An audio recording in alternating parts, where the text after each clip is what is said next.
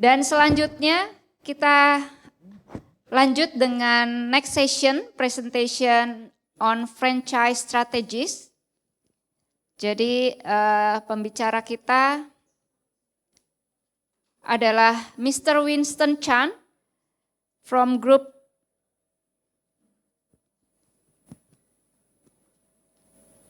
CEO of PT Consulting. Is it right? Yeah. Betul ya, Bu? Oh, FT Consulting, sorry. FT Consulting. Dan moderatornya adalah Ibu Levita G. Supit, owner IGS Group, Resto, Klinik, Spa, Property. Beliau juga salah satu pengurus dari HIPPINDO. Kami persilahkan untuk naik ke atas panggung. So, Mr. Chan, please welcome.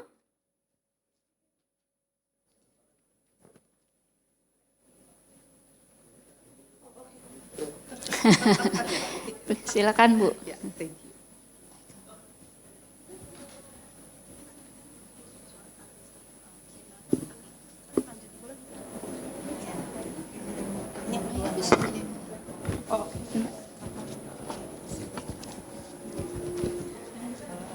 Presentation about 30 minutes. 30 minutes. 30 minutes. Oh, okay. Yeah. After that, we can create. Yes.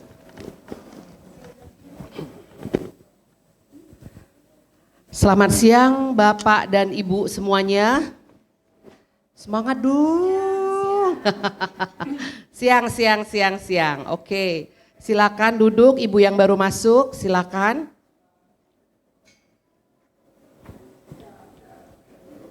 Ya, good afternoon, ladies and gentlemen. Gak apa-apa ya, saya pakai bahasa Inggris, tapi pasti jago semua dong. Ya, oke. In advance, let me introduce myself. My name Levita Supit.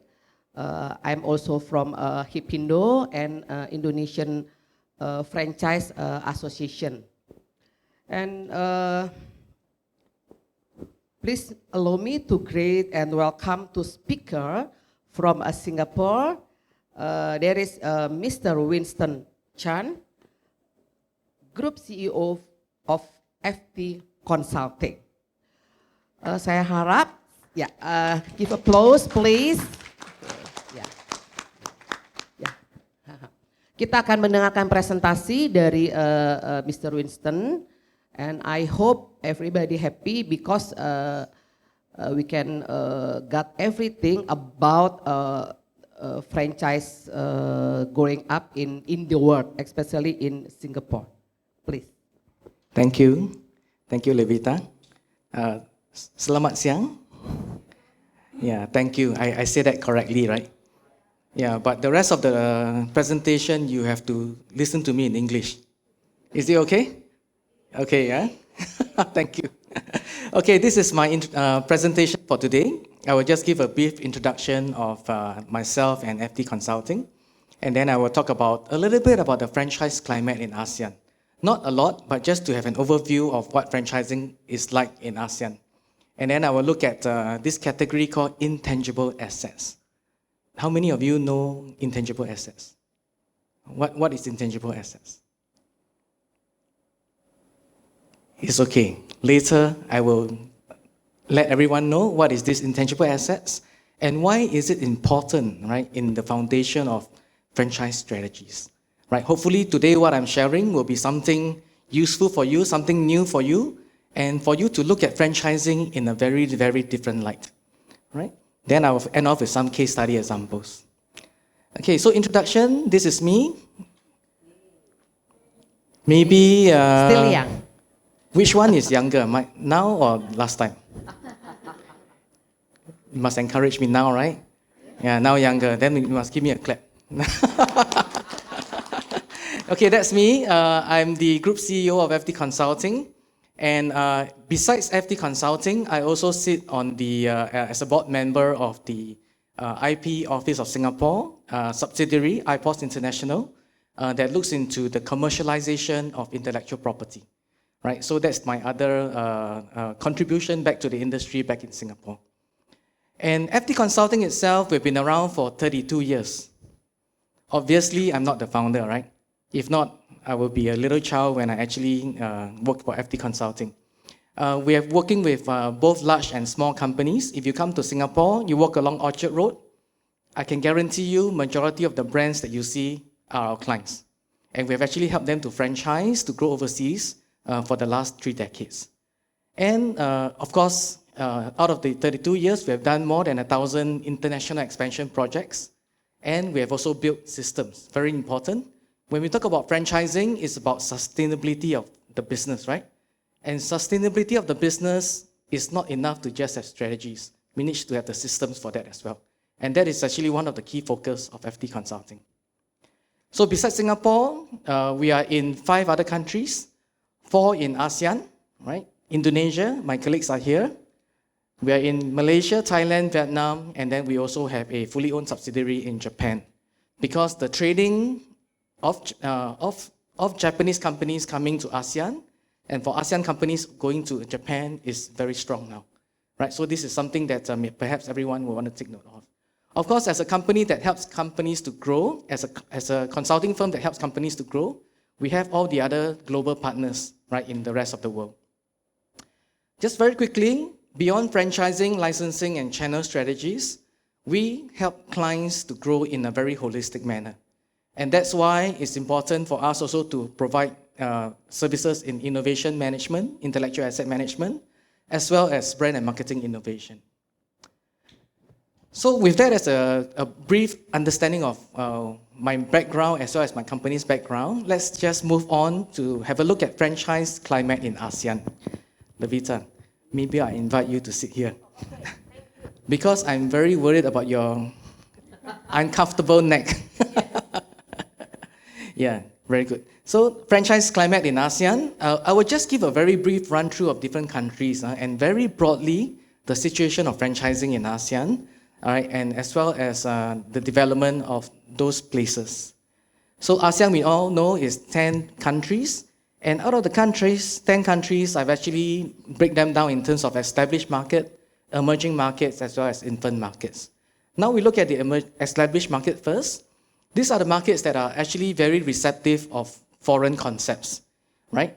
And because it's very receptive, because it's very established, those will be the priority markets when international brands want to come into ASEAN. Important to note that, for example, in the Philippines itself, there's about 1,300 franchises, of which almost half are international brands already. So it is definitely one of the most established franchise market in ASEAN itself. Singapore, of course, as always, we are a small country. We can only be seen as a hub, right? For companies that want to come into ASEAN to use us as a hub to springboard to other countries. So because of that, we are friends with everybody, yeah?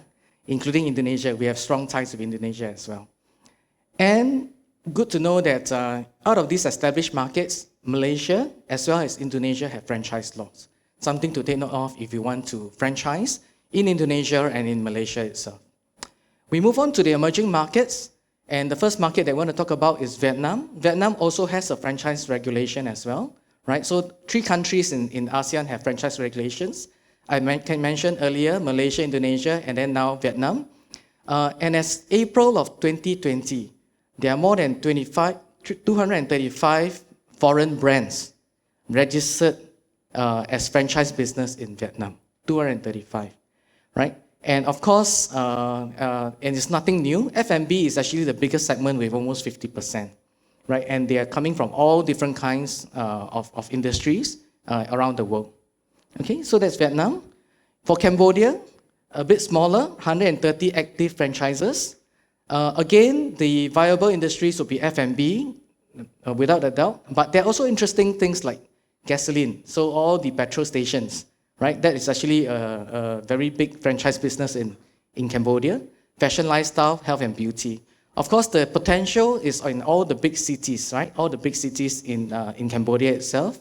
And what is important to note and very interesting is that there's a rising trend of local franchises. But this rising trend of local franchises are probably not the type of franchise that we are very familiar with, like the McDonald's. They are very loose franchises with very loose commercial arrangements, right? But we do see them as franchises because they carry the same brand and they are actually scaling up, right, across the countries. For those of you who want to know what we did with a nasi goreng push cart franchise in Cambodia, you can come and see me later, right? It's something that we do as part of our corporate social responsibility. It is to help the poor rural students from different parts of Cambodia coming to Phnom Penh. And when they come, they don't have a lot of money. So we have a boarding house for them. And as part of the boarding house, because of COVID, they can't find jobs.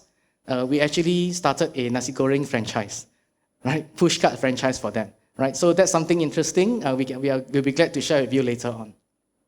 Let's look at Brunei. Brunei is very, very attractive because of its stability, right? So because Brunei is very stable, the country is stable, a lot of franchises likes to go there. But the problem with Brunei is that the population size is extremely small, just in the hundreds of thousands.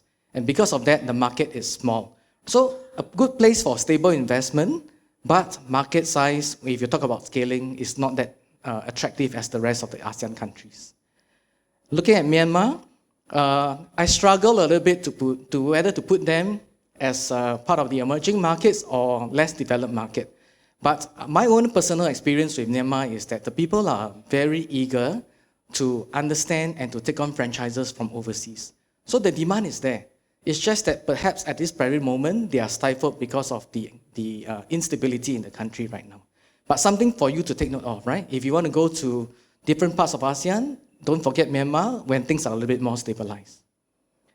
Then Laos. Right, this is the last country that I'll cover. At the moment, not so aware of franchising, but it is actually coming up. There's a lot of international brands that are going into Laos itself. But perhaps I think when they are a bit more aware of the franchising principles, there will be opportunities there that is a bit greater than now. So that's a great overview. And if you can see, international franchisors are very active in ASEAN as a bloc, isn't it? But is it really about just transferring the brands to franchisees? Right? When we take on, for example, a Jollibee franchise, is it just about the Jollibee brand? I'm sure there's more than that. But it's very difficult to put our finger as to what exactly, right, are the franchisors transferring to franchisees. What are all these things that are value drivers that franchisees appreciate when they take on a franchise from some of these international brands? And this is where I want to link the concept of intangible assets as value drivers, right? Just now at the start of the presentation, I asked everyone, right, what do you know about intangible assets?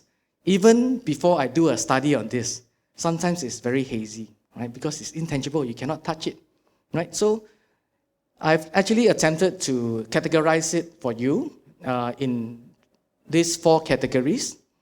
Very broadly, when we talk about intangible assets, it's about all the know-how, all the things that make the business work that you cannot touch and cannot see. A lot of people only know about IP.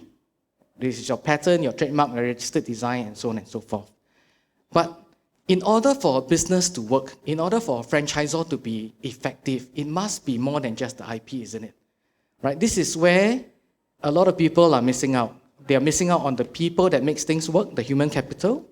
They are missing out on all the relationship that has been formed by the franchisor. And that could be, for example, right, suppliers. That could be, for example, distribution channels that has all been established by the franchisor.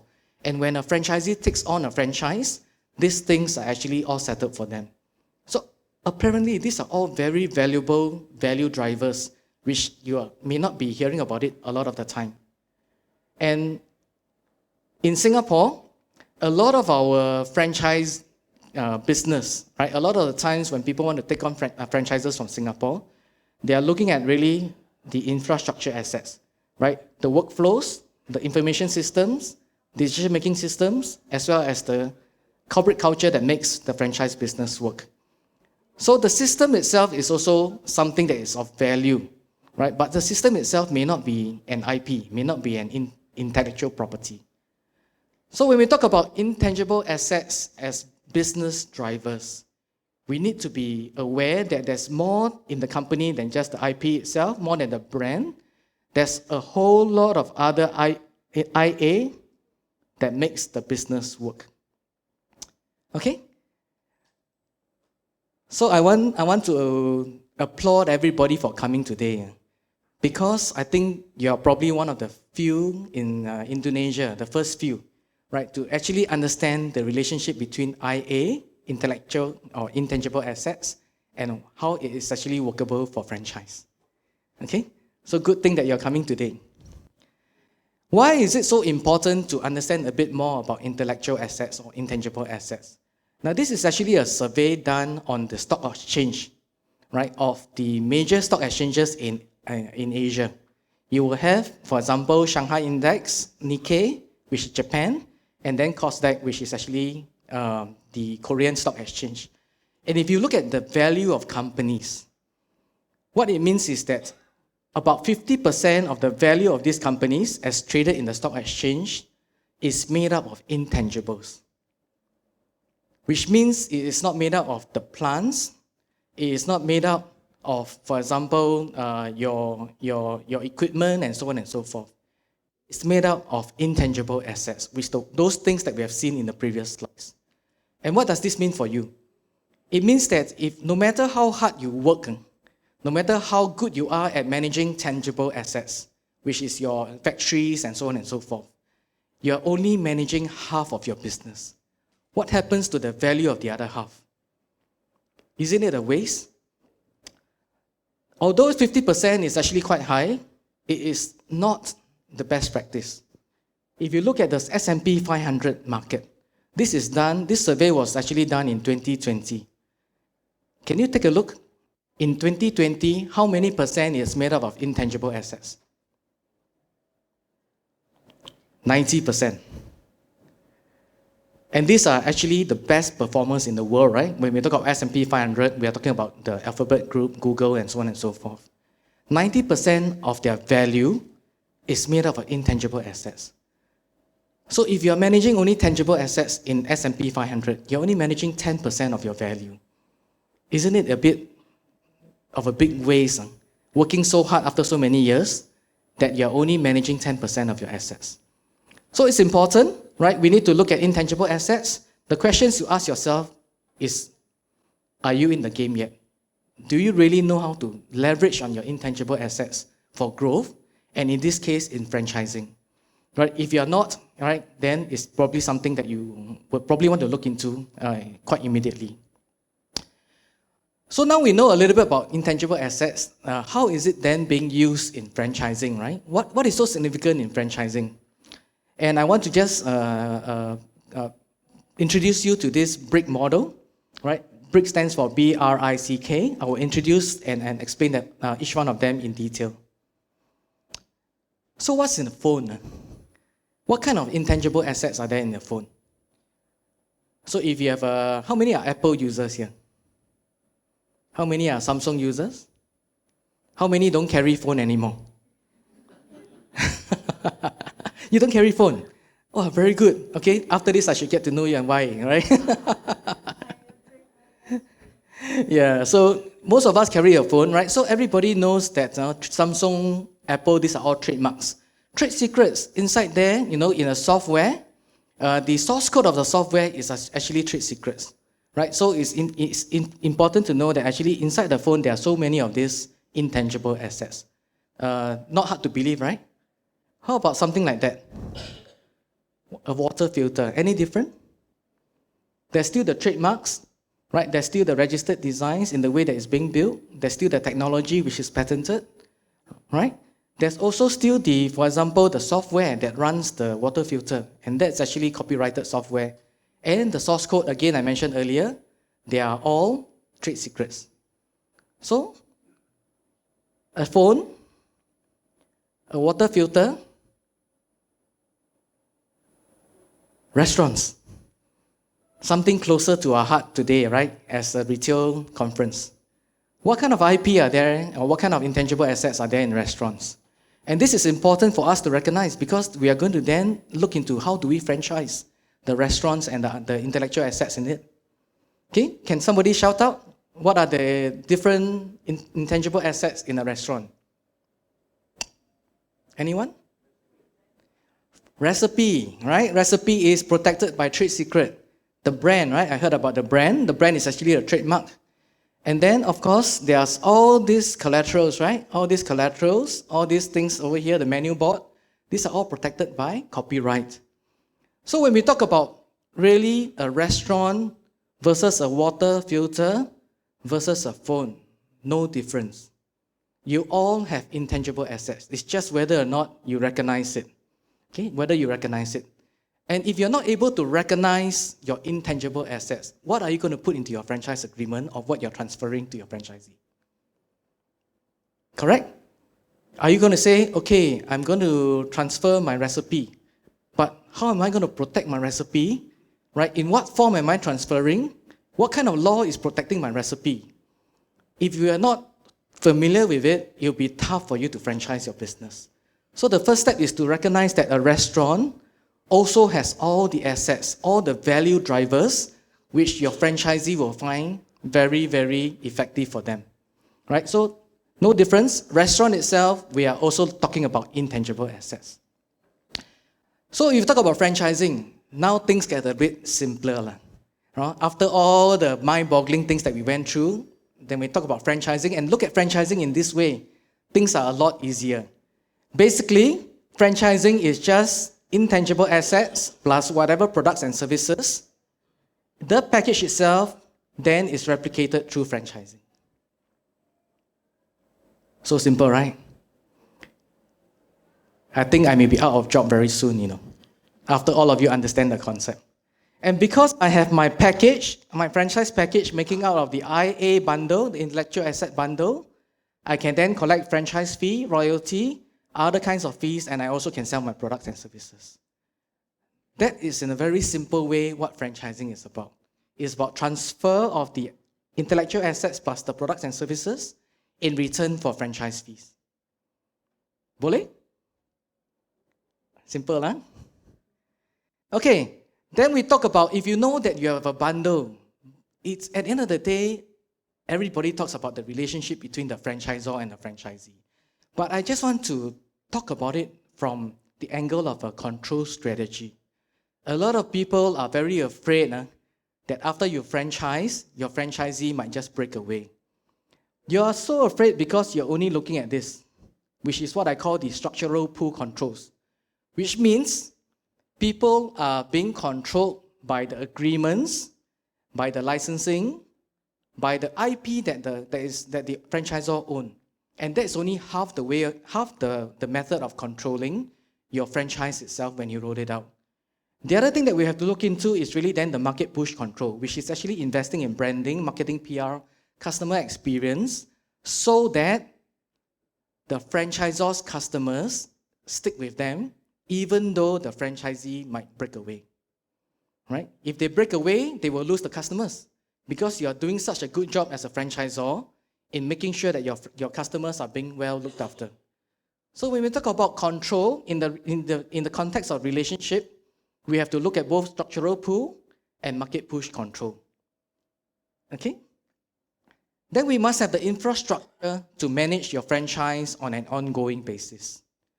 Infrastructure, again, your initial infrastructure, your initial franchise team may have to double head as the business development, right? You might actually pull someone from the chef, you might pull someone from another department, and then that becomes your initial franchise team. But for it to be sustainable, then you need to build an ongoing franchise structure, right? And that could be a full-time franchise team itself. Other things that you might look at, or other questions that you might ask yourself, do I have the necessary talents? And importantly, the question that you should ultimately ask yourself, does the infrastructure allow the replication, control, and innovation in a sustainable manner? At the end of the day, it's about sustainability, right? These strategies allow you to be sustainable as a franchise. And then once you have all this in place, then you need to understand and ask yourself before you even launch your franchising, what is the cost, right, that I'm prepared to incur as I go into franchising? Every channel that you go into has a cost involved. isn't it? Franchise marketing is a cost. Developing your franchise program is a cost, and so on and so forth. How much money are you prepared to put into this expansion? Then you also want to know, how much control do I really want? The more control you have, the more expensive it is for you, right? It's logical. So is there an optimal control that you should have so that you're able to still expand? How fast do you want to expand? That's coverage. How fast do you want to expand? And then at the end of the day, my kind of business, what kind of competency does my franchisee need to have? So when you talk about really your objective of franchising, all this has to be quite clear to you. How much money am I willing to invest? What kind of control am I prepared to give away? Or what kind of control do I want? How fast do I want to grow? And how competent do my franchisees need to be to run my kind of business? Why is it important? Because it affects the kind of channel models that you want to go into. I've given you a very simple illustration. And let's look at cost itself. These are not rocket science, but we are able to put it into a way that is simple and able to understand for you. So the purple bar is cost. Obviously, if you open up your own stores, it's going to be very expensive. Every store you open up, you might spend a few $100,000, right? But if you appoint a franchisee, it's going to be cheaper. If you appoint a distributor, it's going to be even cheaper. Logic. It's logic. Another one, let's take that control. Obviously, if you own all your own stores, these are all your employees, it's going to be easy to control. If you have a franchise contract that is running that is quite tight, again, quite high in control, but less than if you own your own stores. And then if you appoint a distributor that carry other brands besides your brand, of course, control is going to be less. So if you look at it this way, right, if you balance out cost, control, coverage, and competency, take a step back and see whether franchising is really for you or not, or if there's other things, other channels that are more suitable for what you want to do. Okay? I'm finishing already, right?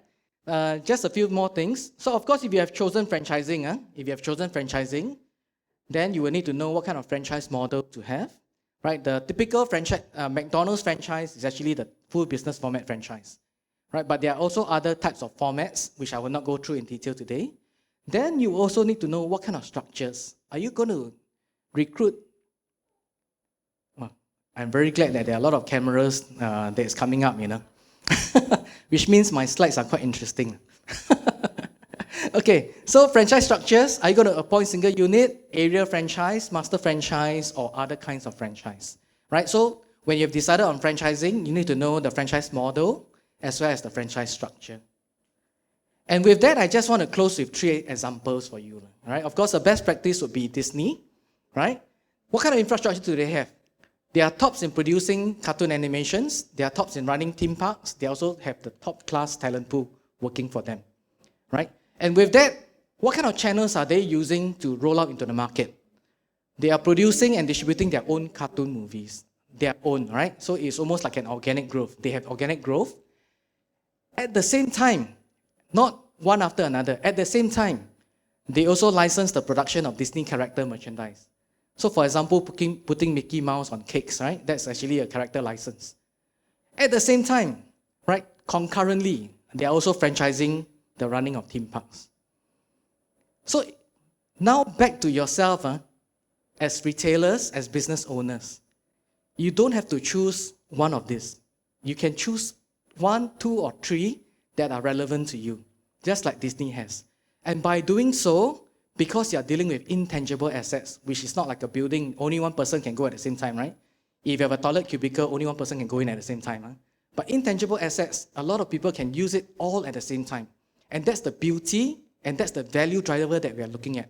How do we expand our business, not just being confined by just physical assets, right? So they are producing, they are licensing, they are also franchising. Of course, we talk about their IP bundle, their IA bundle already over here. That's Disney, best practice, American company, billion-dollar business. Can an SME really do it? This is a company in Singapore that we've been working with for quite a while. It's called Commune. They're actually a furniture retail store. Again, what are the USP or good things about this company? Yeah, they belong to a listed company, right? So their parent company is listed. And they have actually built a strong distribution network all over the world. What kind of channels are they going into? They're going into franchising of their retail outlets. When they go to different countries, they have to adapt the model. Like for example, China, right, to a pseudo franchise model. I can talk a bit more with you later on if you're interested. Right, so there's actually hybrid models, and very recently, within COVID itself, we have the privilege of working with them to develop their digital franchise. Franchising in the digital world, right? It's a whole new concept altogether, but it's been done. The pilot has been completed. Okay, so that's digital franchising. Again, they have an entire intellectual asset bundle, which I will not go through in detail. Finally, someone closer back home, right? This is an example. I'm not saying that I'm divulging company secret. This is an example, right? So, for example, Apothec K24, what do they have? Right? They are again like Disney. They are the top, one of the top pharmacy chains. They have their own mobile app, right? Doing online consultation, medicine delivery, and they are able to have both online and offline stores. What kind of channels can they possibly use to expand? Right? Possibly. Well, they can sell their own health products, online consultation, health articles, and so on and so forth. At the same time, they are franchising the outlet. At the same time, they have a possibility of licensing their software. Isn't it? Is it any difference from Disney? No difference, huh? It's all the same. It's just whether or not we are able to understand, recognize the IA, and able to then roll out the strategies to capture all the value. Then, of course, the IA bundling itself, if you look at this, no different from Commune, no different from Disney. Everyone is able to do it, right? You just have to start somewhere. So I'll just leave you with this. Start laying the foundation brick. Okay, with that, thank you.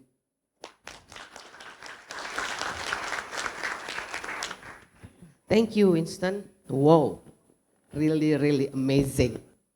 Gimana semuanya Bapak Ibu? Ngerti nggak? Bagus kan? Oke, kita buka untuk tanya jawab. Silakan. Oh, oke Ibu.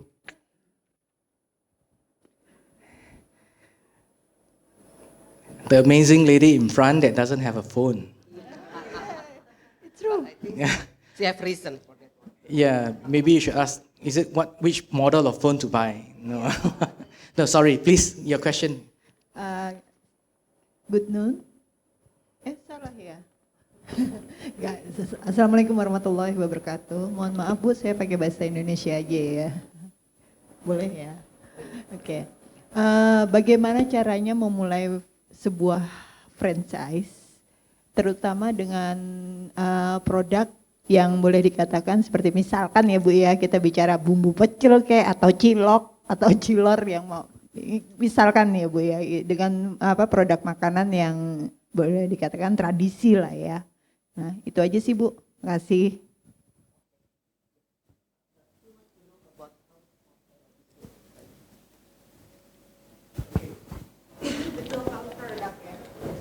Without With local product. with local product. Okay, the question is, how do you start a franchise business for local products? I think when we first talk to potential franchisors, we always ask them the first question, has anyone come to you to look for your business in order so that they can franchise it? A lot of them that are actually established, they will have people who are already interested, right? So that's where your first question could be. And it's very interesting. When we talk about franchisees, they are considered investors, right? And investors itself, we will think that, okay, you have to go to trade fair, you have to go to franchise fair. But a lot of our clients, their first investor franchisee is their customer. Because they are so amazed by your product already, that they are willing to come to you to ask to see whether or not you are able to do it. So the first question, already is there your customers that is coming to look for you to want to franchise your business? The second thing that we do, we actually conduct a franchise feasibility study. Right, that's the second thing that we do. And in FT Consulting, we have a structured methodology to help our clients answer that question. Firstly, shall I franchise? Secondly, am I ready to franchise? Thirdly, is there a market for my franchise? Right? And the franchise feasibility study look into 4 areas. First is replicability. Can your business replicate? Right? For example, right, if you're a celebrity chef, it's not easy to clone a celebrity chef, right? So it's more difficult, not impossible. We have done it, right? But it's not easy. So replicability is one. The second, control. Control. After you have actually given permission for someone to use your brand, use your product, can you control it? Have you done all the necessary background so that you're able to control it while you are able to allow them to use your brand and your products and services? Number 3, is your franchise likely to be sustainable? Right? Sustainability. So we talk about replicability, controllability, sustainability. Sustainability also has to do with what are the markets that are suitable for your kind of products. Beyond Indonesia, do you have other markets that are similar and that are also looking for the kind of products that you have? You might have to do a bit of research on that, right? If it's not, right, if your main market is Indonesia, doesn't mean you cannot franchise. Many people franchise in Indonesia, right? You can still do it. 4th, and that is where companies like us work with business owners, and that is to make your franchise marketable. Because if your products and services are popular among customers, they are just customers, right? Once the customer decide to invest in your business, they become investors. And what customers look for and what investors look for are very different. So we have to position the company correctly so that the investors find that investing in buying a franchise of yours is actually worthwhile. Right? For example, customers look for how affordable, how value for money the product is. Investors look for payback period, isn't it? If I invest 100,000, when can I earn my 100,000? And I'm not talking about rupiah, US dollars. Rupiah may be very fast. Okay. Is that okay? Yeah. So 2 things, ask your customers and also make sure that the feasibility of your franchise, if you decide to go on one, has these 4 areas covered.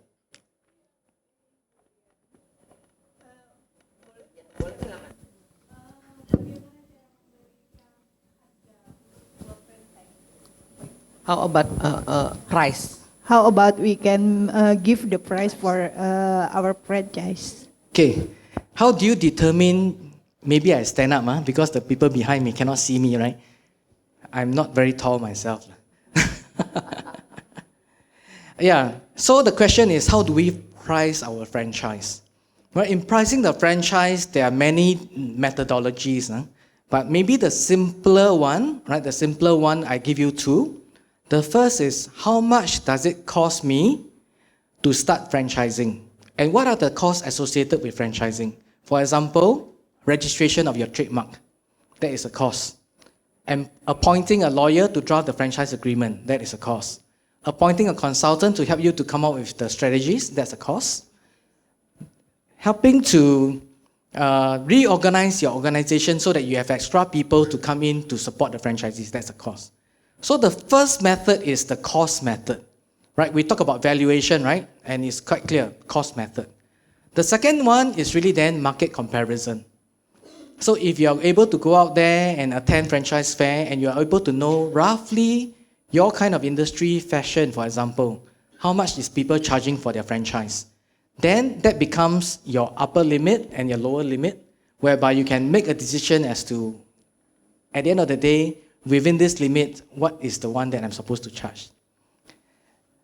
Important also to note that as you go into franchising, especially if you are new to franchising, you can ask for everything under the sun.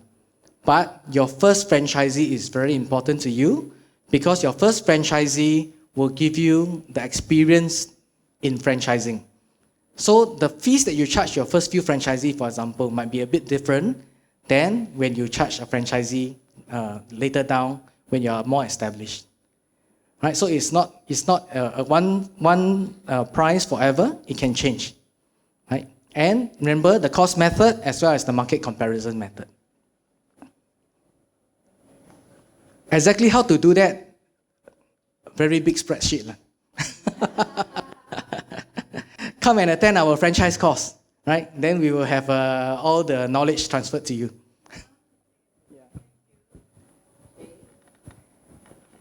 Silakan Bapak yang di Gentlemen, belakang. hi.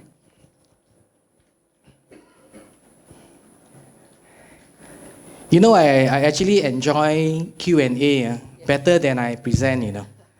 Thank I you. present not so energetic. I answer Q&A very energetic.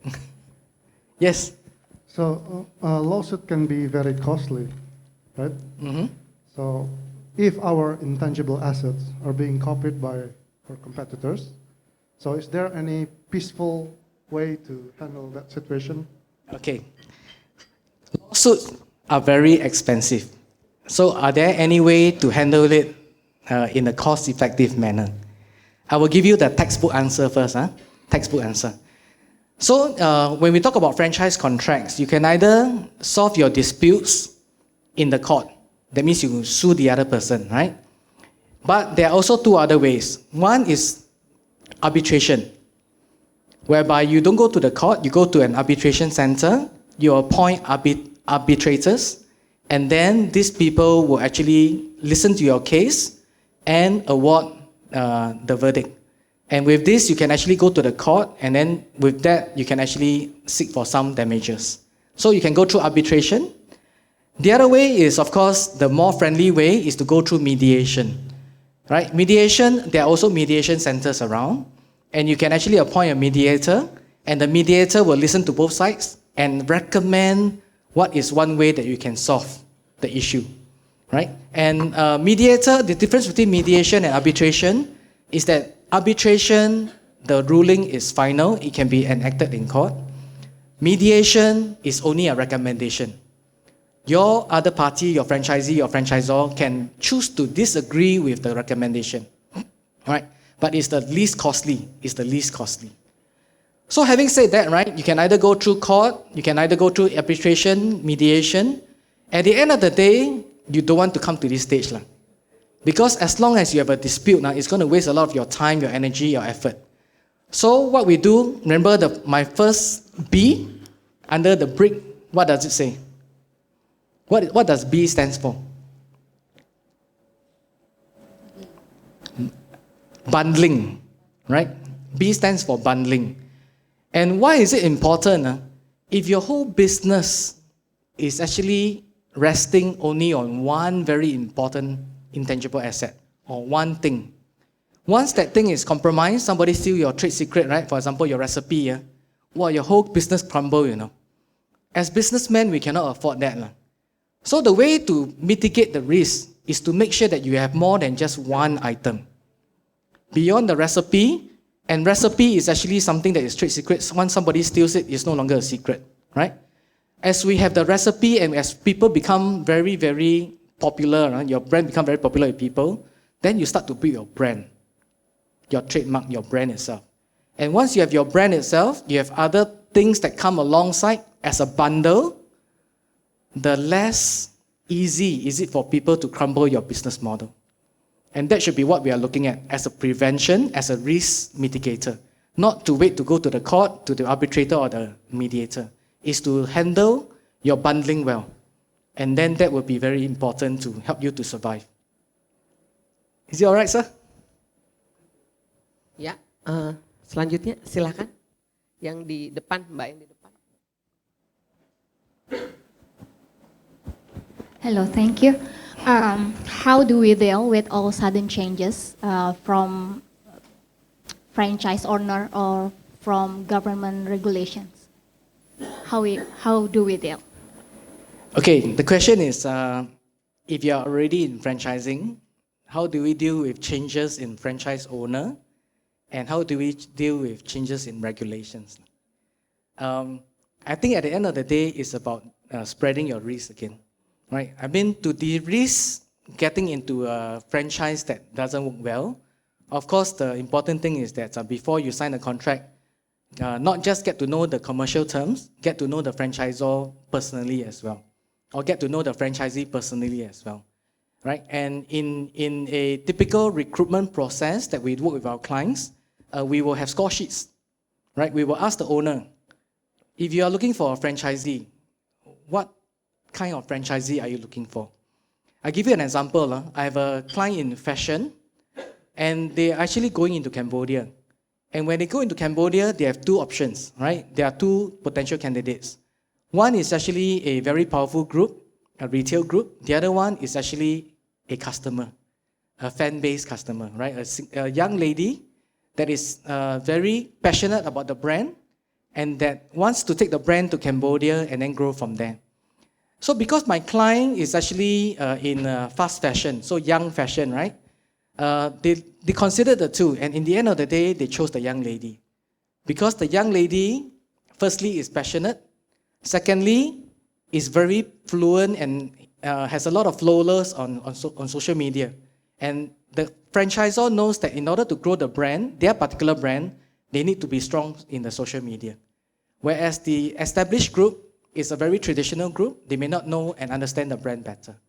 So not all franchisors has the same formula. Yeah? You know, every franchisor has their own preference for the kind of franchisee they recruit. And in order to not have problems later on, choosing the right partner in franchising is very important. So that's the one about whether or not you are choosing the wrong partner, right? Then in government regulations, what to do, right? Levita, do you have any solution for them? Now I make my moderator work for. Okay, I think we can discuss after that because we only have 5 minutes. Yeah. Okay. Yes. Yeah. So I think thank you for your contribution. Make everybody lively, right? But at the same time, I think there are a few ways, very quickly. First thing is that you de-risk yourself by going to different countries, different jurisdiction. The second thing is that I mentioned earlier, right? Not everything needs to be only one strategy. That means when you franchise, doesn't mean you can do other things. I'll give you an example. My client in spa industry, right? In spa industry, they own their own spa. They license the brand. They do consultancy to help other people to set up their own brand of spas, and they also sell the products. So when one thing doesn't work well, for example, franchise cannot do anymore, what does this company has? He has his own spa, he can still sell his own product, he can license his brand, he can do a lot of other things, provide consultancy. At the end of the day, we are all business owners, most of us here. It's about not being very fixated on only using franchising. To us, franchising is only one way. As a business owner, the more way you have, firstly, you do better business. Second thing, you de-risk yourself against policies, for example. Is that okay? Yes. Thank you, Mr. Winston. Masih ada lagi yang terakhir, satu kali lagi, satu. Kayaknya di Bapak ya, maaf dulu. Ya, silakan.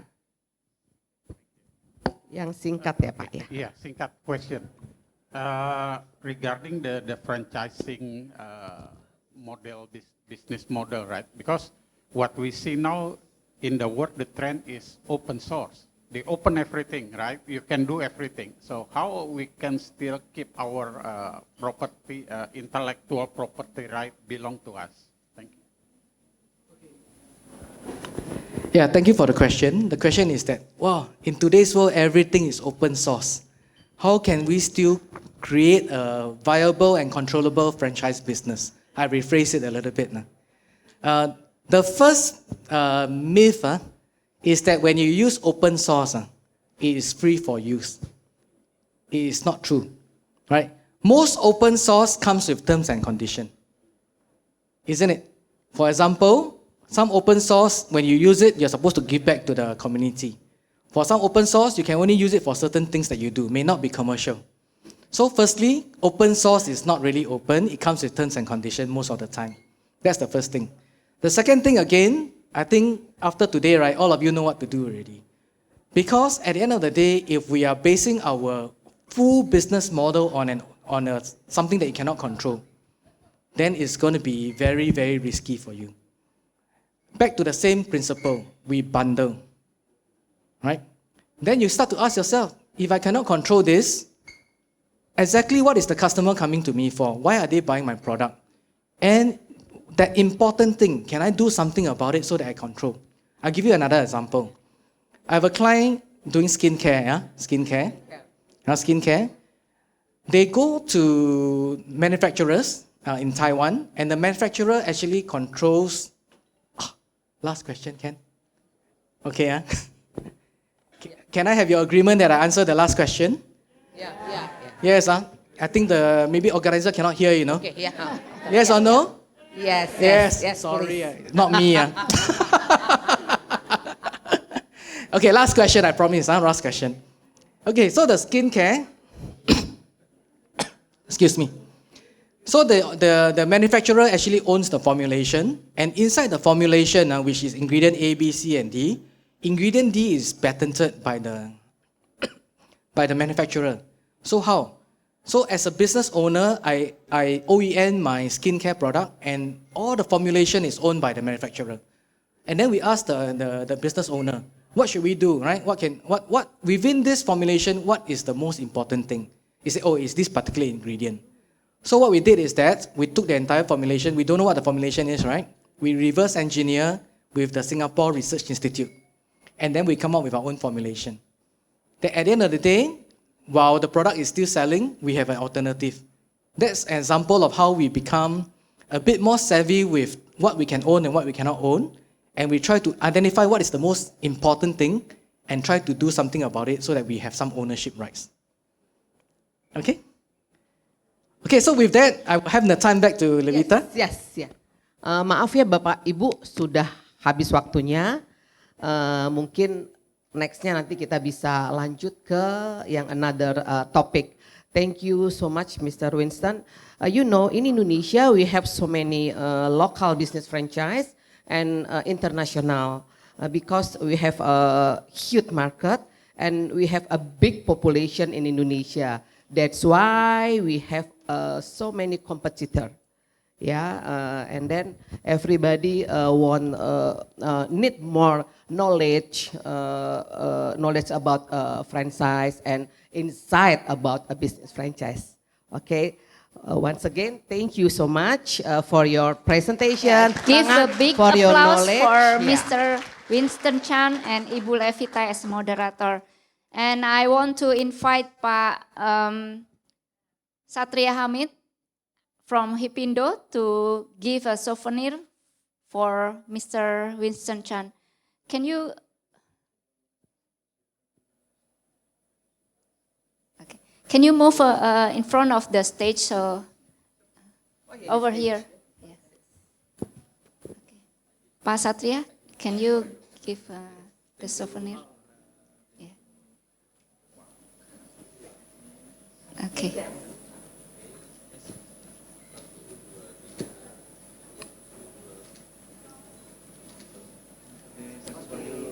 Okay, once more, please give a big applause for Mr. Chan and Ibu Levita.